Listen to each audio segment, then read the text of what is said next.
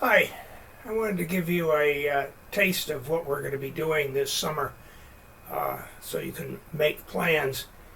We're going to be doing this live and in person at Taylor.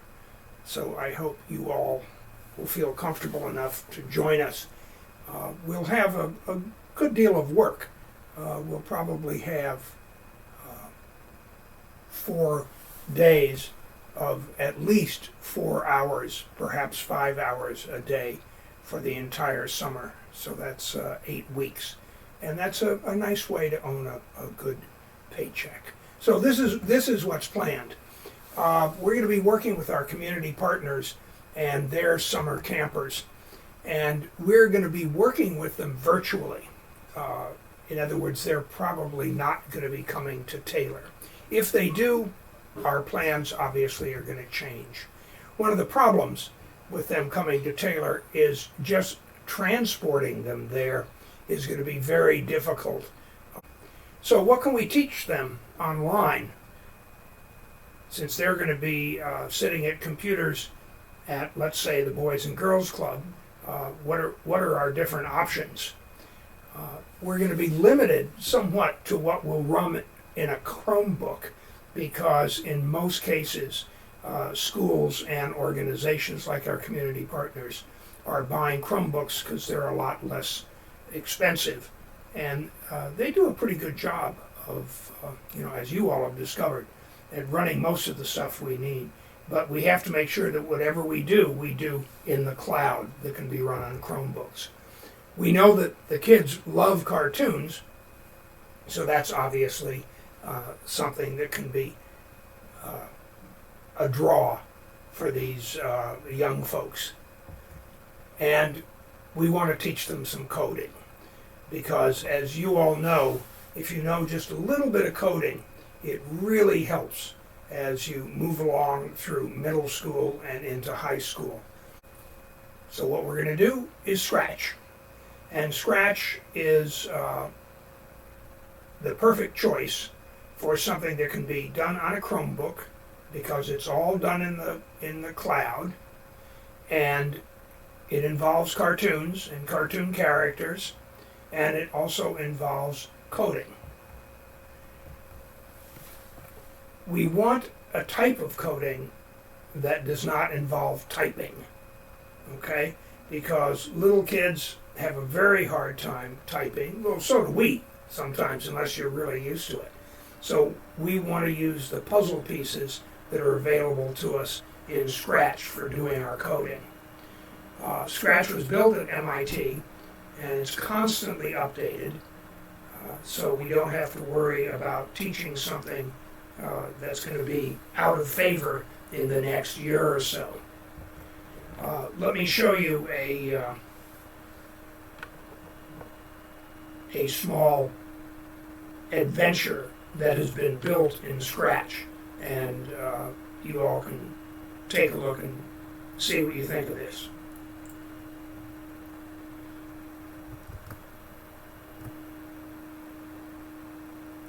What we're going to watch here is an adventure that was actually made from the second part of your assignment for this weekend. So you might get some good ideas by watching what's going to happen.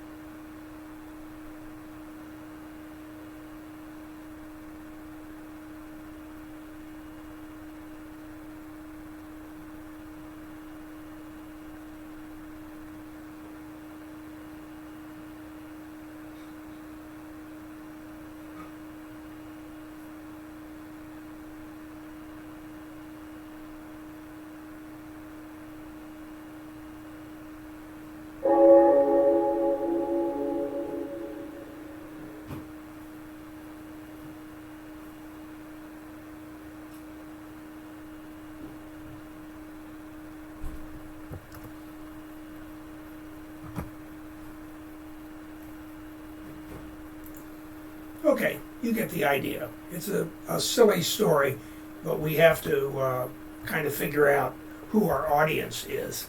And so what we're going to have to do is we're going to have to learn how to teach Scratch. We're going to have to enter the minds of the camper and start thinking how a little kid thinks. So what are we going to be doing this summer? Well, we're going to have 2 groups of campers, each for 4 days, and it's going to be 1 hour per group, the same way that we do our normal summer routines in the old days, where we'd have one group, say, between 10 and 11, and a second group between 11 and 12. I'm not sure what hours we will have, but we'll break it up. And then when we have a group, part of our time would be doing an icebreaker, and the other part would be Scratch instruction. What we're going to be doing this spring in order to prepare for it is, first of all, we're going to start off with the basics, the same way we're going to start off our campers. After that, we're going to move on to very simple games. And finally, at the end of the spring, we're each going to be building a game that's going to be pretty complex. These are games that we're not going to be able to teach these campers how to build. But in order to get expert enough to be able to help these campers learn some coding, we're going to have to learn even more coding. So by the time we get to spring, which is another 5 or 6 Saturdays, we will be pretty good at building games, some platform games, some maze games, some even first-person shooters, and build them in Scratch so that we really get to know how it works.